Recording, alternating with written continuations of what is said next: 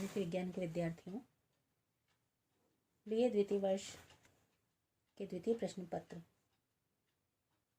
भारतीय राज्य व्यवस्था के अंतर्गत आज मैं आपको भारतीय संसद के निम्न सदन लोकसभा की शक्तियों और कार्यों के बारे में बताने जा रही हूँ। भारतीय संसद के दोनों सदनों में लोकसभा लोकप्रिय सदन है क्योंकि इसके गठन का आधार जनसंख्या है। लोकसभा के सदस्यों को जनता के द्वारा प्रत्यक्ष निर्वाचन के आधार पर निर्वाचित किया जाता है। संसदीय व्यवस्था का यह निश्चित सिद्धांत है कि कानून निर्माण और प्रशासन पर नियंत्रण की अंतिम शक्ति लोकप्रिय सदन को ही प्राप्त होती है। लोकसभा की शक्तियां निम्न रूपों में हम देख सकते हैं। पहली, विधायी शक्ति। संविधान के द्वारा भारतीय संसद संघीय सूची, संवर्धित सूची या विशेष विषयों या कुछ विशेष परिस्थितियों में राज्य सूची के विषयों पर कानून का निर्माण कर सकती है। यद्यपि संविधान के द्वारा साधारण अवित्तीय विधेयकों के संबंध में लोकसभा और राज्यसभा को समान शक्ति दी गई है, पर व्यवहार के अंतर्गत अब तक सभी महत्वपूर्ण विधेयक लोकसभा में प्रस्तावित किए जा रहे हैं। दूसरा, वित्तीय शक्ति। भारतीय संविधान द्वारा वित्तीय क्षेत्र के संबंध में शक्ति लोकसभा को दी गई है और इस संबंध में राज्यसभा की स्थिति बहुत ही अधिक निर्बल है। अनुच्छेद 109 के अनुसार वित्त विधेयक लोकसभा में ही प्रस्तावित किए जा सकते हैं, राज्यसभा में नहीं। तीसरी, कार्यपालिका शक्ति। कार्यपालिका पर नियंत्रण की शक्ति के संबंध में भारतीय संविधान के द्वारा संसदात्मक व्यवस्था की स्थापना की गई। अतः संविधान के अनुसार संघीय कार्यपालिका अर्थात मंत्रिमंडल, संसद व्यवहार में लोकसभा के प्रति उत्तरदायी होता है।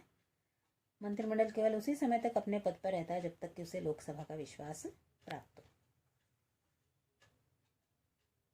कार्यपालिका पर नियंत्रण की शक्ति के अंतर्गत लोकसभा संघीय लोक सेवा आयोग, भारत के नियंत्रकों महालेखा परीक्षक, वित्त आयोग, भाषा आयोग और अनुसूचित जाति व जनजाति आयोग आदि की रिपोर्ट पर विचार करती है। चौथा है संविधान संशोधन संबंधी शक्ति।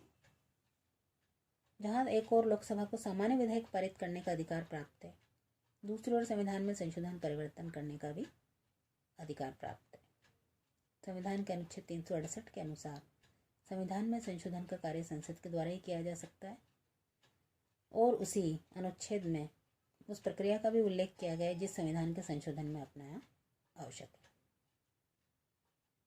भारतीय संसद की संविधान संशोधन संबंधी जो शक्ति है पिछले कुछ वर्षों में बहुत अधिक वाद विवाद का विषय रही है। अब पांचवा है निर्वाचक मंडल के रूप में कार्य। तो अनुच्छेद 54 के अनुसार लोकसभा के सदस्य राज्यसभा के सदस्य तथा राज्य विधानसभाओं तथा संघीय क्षेत्र की विधानसभाओं के सदस्यों के साथ मिलकर राष्ट्रपति को निर्वाचित करते हैं। अनुच्छेद 66 के अनुसार लोकसभा और राज्यसभा मिलकर उपराष्ट्रपति का चुनाव करती हैं। छठा है जनता की शिकायतों का निवारण।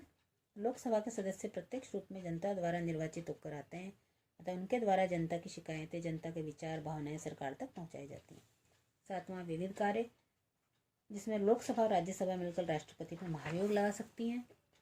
उपराष्ट्रपति को उसके पद से हटाने के लिए यदि राज्यसभा प्रस्ताव पारित कर दे तो इस प्रस्ताव का लोकसभा द्वारा अनुमोदन आवश्यक होता है। लोकसभा और राज्यसभा मिलकर सर्वोच्च न्यायालय व उच्च न्यायालय के न्यायाधीशों के विरुद्ध महाभियोग का प्रस्ताव पास कर सकती है। राष्ट्रपति द्वारा संकट काल की घोषणा के 1 महीने के अंदर अंदर संसद से स्वीकार कराना आवश्यक है। यदि राष्ट्रपति सर्व क्षमा देना चाहे तो उसकी स्वीकृति संसद से लेना आवश्यक है। तो इस प्रकार लोकसभा की शक्तियों के उपर्युक्त अध्ययन से स्पष्ट हो जाता है कि यदि संसद देश का सर्वोच्च अंग है तो लोकसभा संसद का सर्वोच्च अंग है। व्यवहार की दृष्टि से लोकसभा को ही संसद कह दिया जाए तो अनुचित नहीं होगा। धन्यवाद।